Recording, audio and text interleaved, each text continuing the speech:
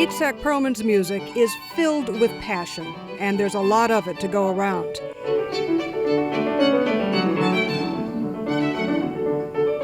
He performs, records, conducts, and teaches all over the world, year-round.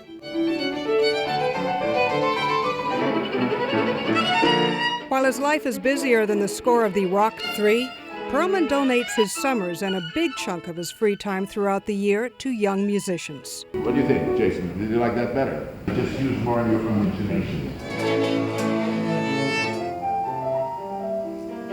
The Perlman Music Program is the launching pad for the next generation of great concert musicians. Their talent is never taken for granted. For every talent that we see on the stage, there are 100 talents that burned out, that we don't hear about, that started off by being absolutely fantastic, and then something happened. Getting lost on the way to Carnegie Hall is less likely when musicians have a strong sense of where they're going with their music, and that takes self-esteem. Cultivating character while conducting concertos is a lofty idea, but it wasn't Itzhak's. As a child, studying the violin, I suffered a lot. It was the style at that time to embarrass the child, make the child play in front of the whole orchestra, that type of thing. Tell the child, that's not good enough. Did you really practice? I don't believe you really practiced. This kind of very destructive stuff went on. Maybe it was a generational thing, maybe not. But that was my life experience. Toby Perlman's lifelong dream was to create a music program where world-class teachers have as much respect for the musician as they do for the music. The music is classical, the teaching avant-garde. One of the things that makes for good teaching is not so much what you say, but what you don't say. When you are confronted by a student who has a rare gift and a wonderful gift, it is the responsibility of the teacher to cherish that gift. And how do you do that is very tricky. When do you say something? When do you decide that it's too early to say something? When does it happen that if you say something, you may just, the gift is so delicate that you may just squash it?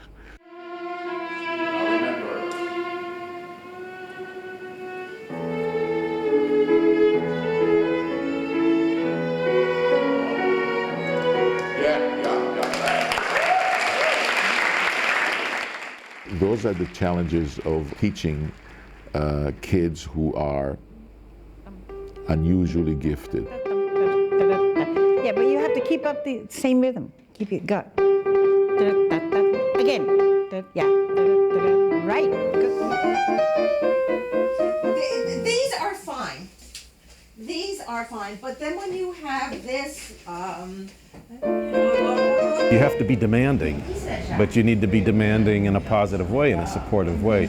You try and motivate by exciting the student about music, by exciting them about the prospect that if they do this, they'll sound better, that kind of thing, rather than terrorize them into the fact that if they don't go practice 5 years, Mr. Perlman is going to wrap their knuckles. You see, that's just the antithesis of everything that he believes in.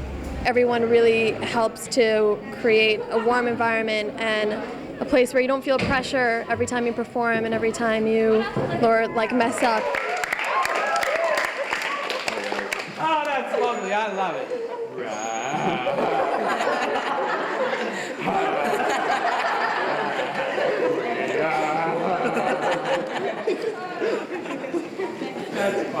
While the Perlmans are acutely aware of their students' talent, they have no tolerance for prima donnas. In my husband's life as a concert violinist, he's always said the easiest thing about it is playing the concert. The plane is late, the suitcase gets lost, you get there and the conductor is sick and he's been replaced by somebody. I mean, you have to learn how to live as an adult. And you have to be tough. Cuando judex est venturus. Cuando judex. They come to us and almost all of them are coming from homes where all that matters is they're practicing. Nothing else counts. That's what they are asked to do.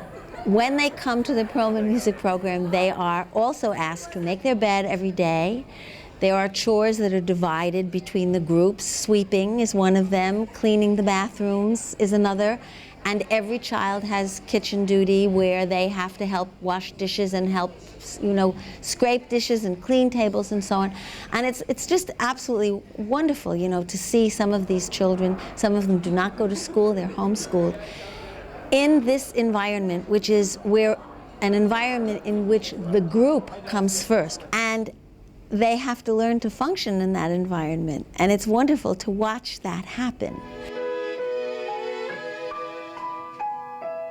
While the program focus is to develop solo talent, the kids spend as much time in group activities as they do alone in practice rooms.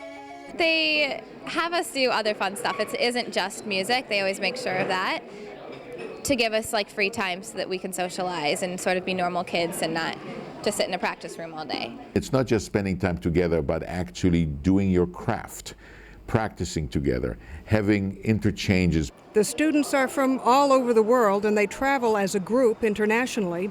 This is Shanghai, summer 2002.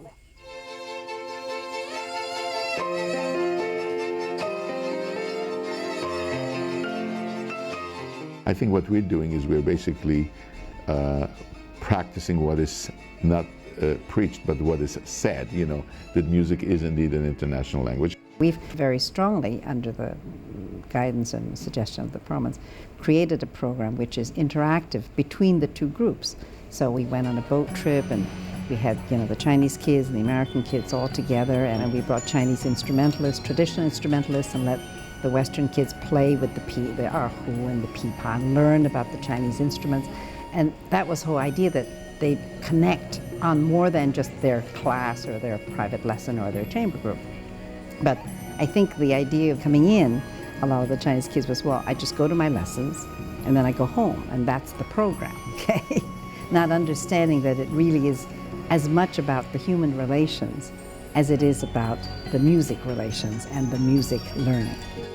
A person of celebrity status like Itzhak comes to a place like this with his informality, his sense of humor, the relaxed atmosphere that he brings with him.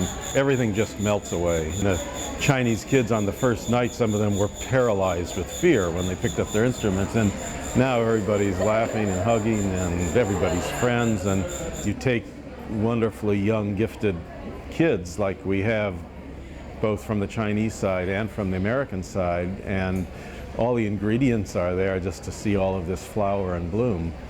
And that happens. You see transformations in playing in these kinds of situations. Being here in Shanghai takes their summer program to another whole level for me, because there's this added dimension now of two countries that in so many ways have a history of hostility between them, and here are these kids in the most natural way. You cannot believe, the friendships. Come on!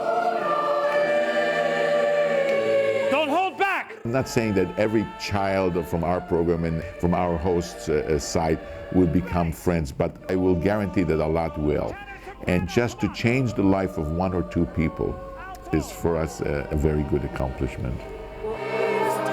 Look up, look up!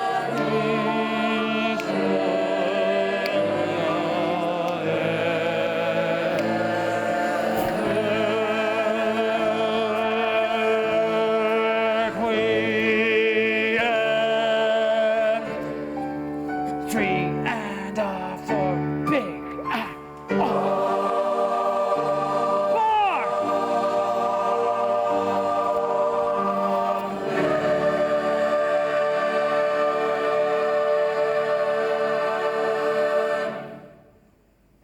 singing. Right.